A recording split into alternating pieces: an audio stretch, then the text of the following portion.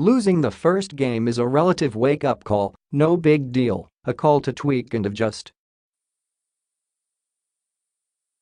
Losing the first two is urgent, something more troubling, a sense of one's playoff life flashing before one's eyes. Losing 4? It's oh-vah. 0-4 is 1, 2, 3, Cancun, gone fishin' and next season rolled into 1. That leaves an 0-3 deficit, which mostly is sad. At 0-3, the story essentially has been written, a struggling team's fate decided. In the NBA, there is no wiggle room whatsoever. 129 teams in league playoff history have fallen behind 0-3 in a best of 7, 129 teams have lost those series. Only 3 such teams even rallied enough to force a Game 7, the 1951 Rochester Royals against New York, the 1994 Denver Nuggets against Utah, and the 2003 Portland Trailblazers against Dallas. And yet, nothing is official. The plug hasn't been pulled, flatline or not. That was evident Sunday, Monday, PHL time, when someone asked Toronto's Kyle Lowry one of those big picture, assess this season questions. "Our season ain't over yet," the Raptors point guard said, instinctively pushing back. "Ask me that question when it's over. Narrator, it's over. Most who stayed up late Saturday, Sunday, PHL time, consider Toronto's series against the Cleveland Cavaliers to be over, not only because they trail 0-3, but because of the way they got there. Specifically, LeBron James' unlikely drive left, shoot right, one-footed bank shot at the buzzer that won it, 105-103.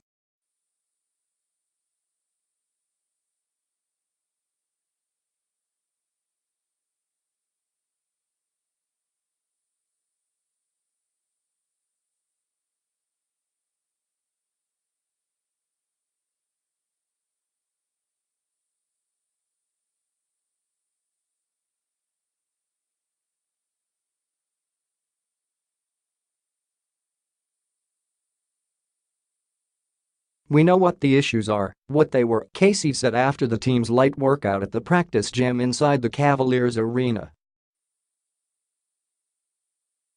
"From a team standpoint, 17 turnovers broke our back. Some of our schematic things we didn't cover properly broke our back. The things that led up to the end of the game are what we need to clean up. More precisely, it was the things that led up to the fourth quarter that cost Toronto. From that point, the Raptors were pretty good, outscoring the Cavaliers 38-26 while sinking 7 of their 11 three-point shots. They got all the way back from a 14-point deficit in the quarter, tying at 103, only to have their hearts stomped on by James' spectacular finish. Before that final quarter, though, Toronto was too reckless with the ball. It had missed 16 of its 22 from the arc. And one of its 2 All-Stars, wing DeMar DeRozan, had played his way to Casey's bench with 3 of 12 shooting, unimpressive defense, a mere 8 points and a -23 rating.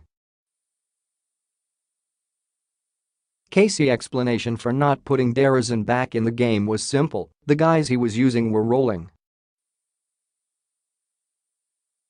It was a snapshot of the bottom-line approach he and his staff will need again in Game 4 Monday, Tuesday, PHL time.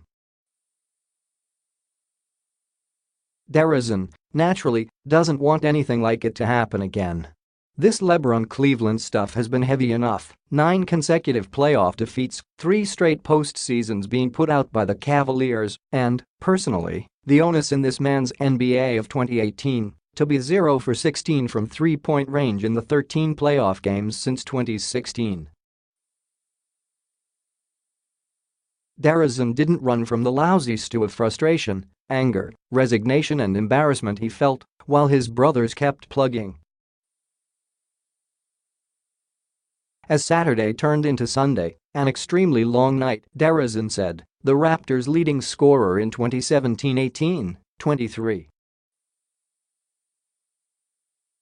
0 ppg, ruminated pretty good. It was rough. As a competitor, definitely rough, he said. But I think it's something you carry over to today. Let it fuel you. I've had lots of times where I got down on myself. It's all about how you respond. There's really nothing much you can do, honestly, but watch the time go by.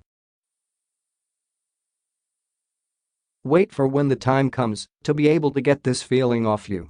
And in order to get that feeling off you is to go back out there, help your teammates, and get a win.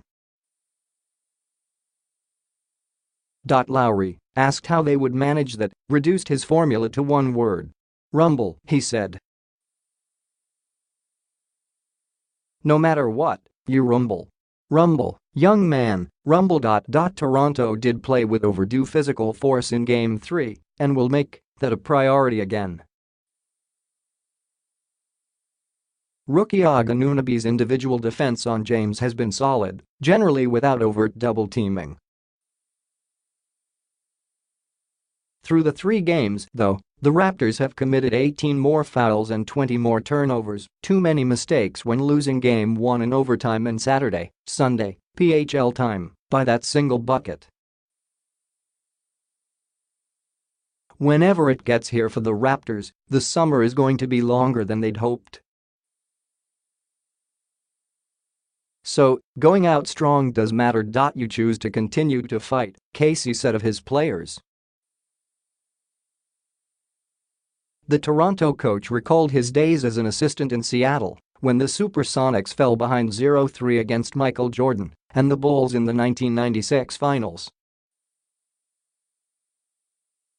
Rather than fold, they won the next 2 games at home in the 2-3-2 format to force the series back to Chicago. Said Casey, guys just made up their minds, we're not giving in. We're not quitting. We've got too much sweat equity. We won the regular season conference title. Guys put in the work to get where they are. We've got a group of young players who committed to getting better and did. The easy thing to do is just to write us off and write ourselves off. But you choose to be a warrior. You choose to continue to fight.